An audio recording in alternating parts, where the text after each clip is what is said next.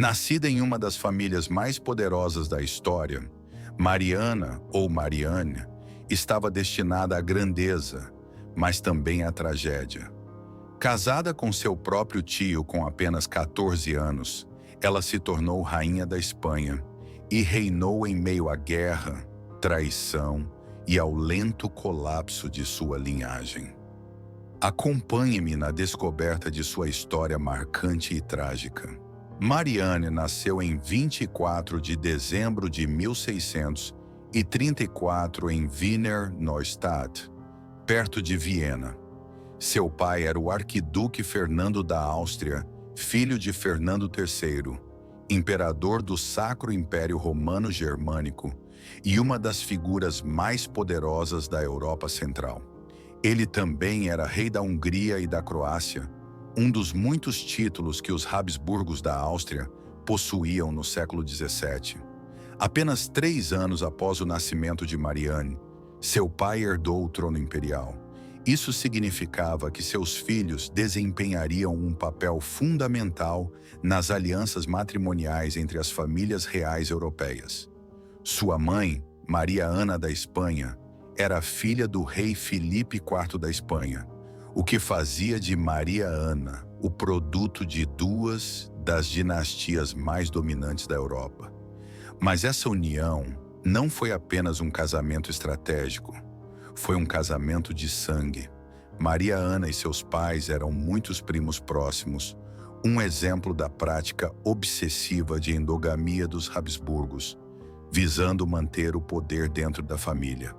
Por mais de um século, 2 ramos rivais da Casa de Habsburgo haviam governado a Áustria e a Espanha desde uma fatídica divisão no início do século XVI, quando 2 irmãos, Fernando e Carlos, dividiram o imenso Império Habsburgo. Esses casamentos incessantes entre parentes moldariam o destino de Marianne de maneiras imprevisíveis, como veremos em breve. O preço dessa tradição real seria muito maior do que qualquer um poderia imaginar, com consequências avassaladoras e devastadoras para a vida de Maria Ana. Maria Ana foi criada e educada na Áustria em tempos de guerra. Seu pai desempenhou um papel central em um conflito brutal que havia começado em 1618, a infame Guerra dos 30 Anos. Ele estava determinado a pôr fim a ela. Em 1645, enquanto as negociações de paz se aceleravam, a atenção se voltou para o futuro de Mariana, e mais especificamente para seu casamento, uma peça crucial no grande tabuleiro de xadrez das alianças dos Habsburgos. O plano era claro. Ela deveria se casar com um príncipe espanhol. Tratava-se de Baltasar Carlos, príncipe das Astúrias e de Gerona, único filho do rei Filipe IV da Espanha, de seu primeiro casamento com Isabel de Bourbon, falecida em 1644. Mas havia um problema óbvio. Baltasar Carlos era primo-irmão de Marianne, filho do irmão de sua mãe. Mesmo para os Habsburgos, esses laços de sangue muito próximos não representavam um problema. Um acordo foi feito. Assim que Marianne atingisse a idade necessária, ela se casaria com Baltasar, 5 anos mais velho que ela. Então, em outubro de 1646, o destino interveio. Apenas algumas semanas após o noivado, Baltasar Carlos adoeceu. Ele morreu pouco depois, provavelmente de varíola, alguns dias antes de seu aniversário.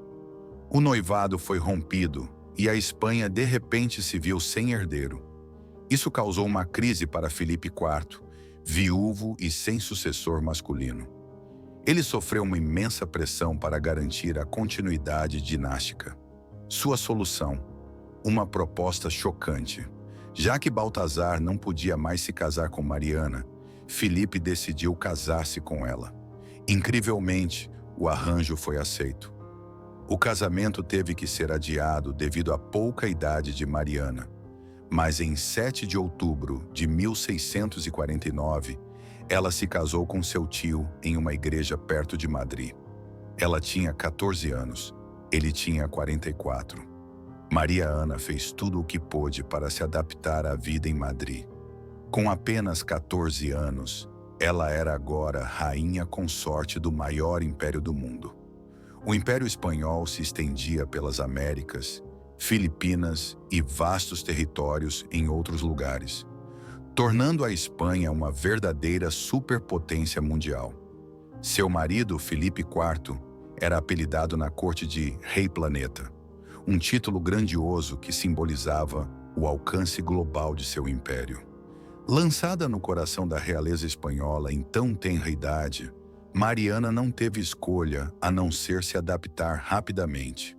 Ela aprendeu espanhol, navegou na complexa política da corte e se preparou para um papel muito mais importante. Embora fosse a esposa de Filipe, ela se tornaria gradualmente o verdadeiro poder por trás do trono. Logo, o casal teve filhos. Sua primeira filha, Margarida Teresa, nasceu em 1651. Seu destino refletiu o de sua mãe. Em um ato arrepiante de repetição dinástica, aos 14 anos, ela foi enviada a Viena para se casar com seu tio Leopoldo I, o próprio irmão de Maria Ana. Então a tragédia atacou quando 2 de seus filhos, Maria Ambrósia e Fernando Tomás, morreram na infância. Maria Ana e Filipe tiveram mais 2 filhos, Filipe Próspero, nascido em 1657, e Carlos, nascido em 1661.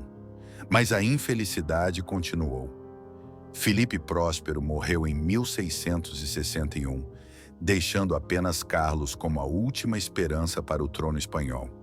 Então, em 1665, o mundo de Mariana mudou para sempre. Filipe, seu marido e tio, morreu, deixando para trás um império fragmentado e um herdeiro frágil. Carlos, prestes a completar 4 anos, tornou-se rei, mas o futuro da Espanha estava longe de ser garantido, e Maria Ana se preparava para assumir o protagonismo em um dos períodos mais turbulentos da história do país. Desde o início, era evidente que Carlos II da Espanha não conseguiria governar sozinho por muito tempo. Com apenas 4 anos, ele era muito jovem para reinar, e mesmo quando atingisse a maioridade, sua corte seria dominada por poderosos nobres. Diante de uma Espanha desesperadamente em busca de liderança, uma decisão rápida foi tomada. Maria Ana assumiria a regência durante a menoridade de seu filho. Ela se tornou, na prática, a líder de fato da Espanha. Governar como mulher regente em uma corte profundamente patriarcal não foi fácil. Embora ela detivesse o título, sua autoridade era constantemente questionada pelos grandes nobres. A Espanha, outrora a maior superpotência do mundo, experimentava um declínio evidente. A riqueza vinda da América estava se esgotando, e a instabilidade política, econômica e doméstica tornava-se impossível de ignorar. Maria Ana tentou reverter a situação enquanto enfrentava guerras exaustivas. Uma delas foi a guerra contra Portugal, que buscava sua independência desde 1640.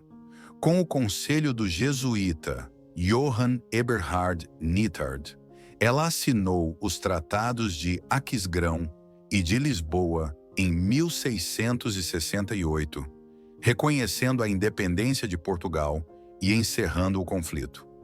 Mas em 1672, outra guerra estourou contra a França pelo controle dos Países Baixos espanhóis.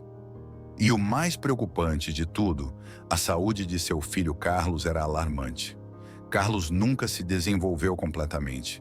Ele sofria de múltiplas deformidades físicas e mentais: mandíbula proeminente, calvície precoce, epilepsia, fraqueza generalizada. Ele era apelidado de o Rei Enfeitiçado. A causa, uma consanguinidade aterrorizante. Mariana havia se casado com seu tio, e ambos descendiam de gerações de endogamia Habsburgo. O coeficiente de consanguinidade de Carlos era tão alto quanto o de uma criança nascida da união entre irmãos. Alguns estudos modernos sugerem até que ele sofria de várias doenças genéticas e talvez de hidrocefalia desde a infância.